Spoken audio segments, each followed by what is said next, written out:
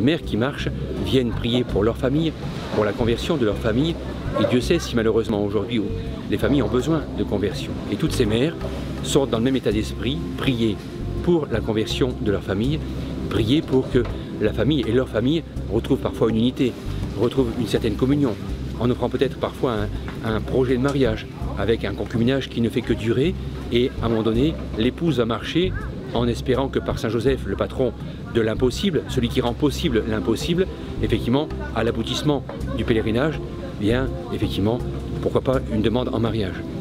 On me dira, mais il y a des retraites, entre autres, je ne donnerai pas de nom de retraite, qui se font, mais comme disait le diacre ce matin, des retraites, on est assis sur une table, ou du moins sur une chaise en face d'une table, on écoute un enseignement, il y a des bons repas aussi, j'en conviens, des pauses sans arrêt, pause, mais on ne marche pas.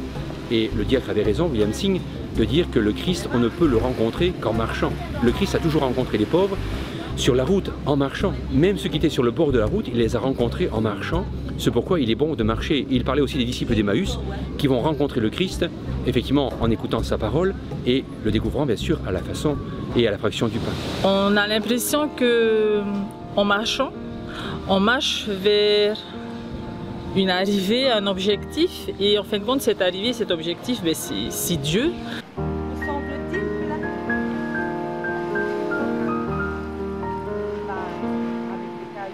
Donc ces femmes ont marché, elles auraient pu rester dans un centre comme Tibériade ou au Utomoro à Notre-Dame de Cana, tranquillement, avec de bonnes douches et compagnie. Là, c'est un peu à la dure, c'est un peu spartiate, mais elles garderont un bon souvenir, elles auront quelques douleurs, j'en conviens, mais elles arriveront pleines de joie, pleines de grâce reçues. Et je pense que les quelques souffrances qu'elles auront ressenties, souffrance et j'y crois, souffrance et sacrifice, permettront l'exaucement, si l'expression existe, de leurs prières et bien sûr de leurs intentions de prière pour lesquelles elles sont venues marcher. Je ne peux conseiller qu'effectivement aux personnes en temps de carême de vivre cette expérience. Je pense que tous les paroissiens catholiques, qu'ils soient davantage, parlons de chez nous davantage, devraient en ce temps de carême faire une marche, une véritable marche comme celle-ci.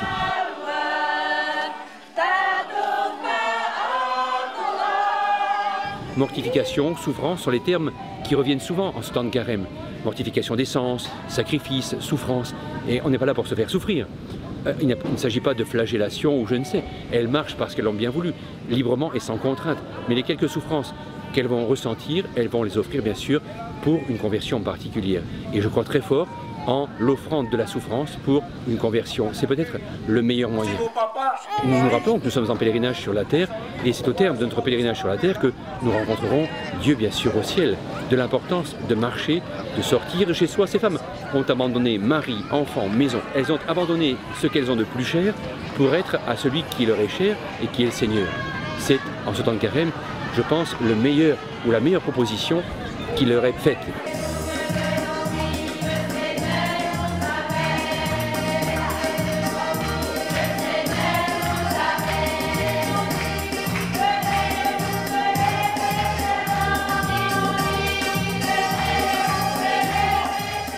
Ce fut un week-end extraordinaire, rempli de grâce, rempli de douleur, de souffrance.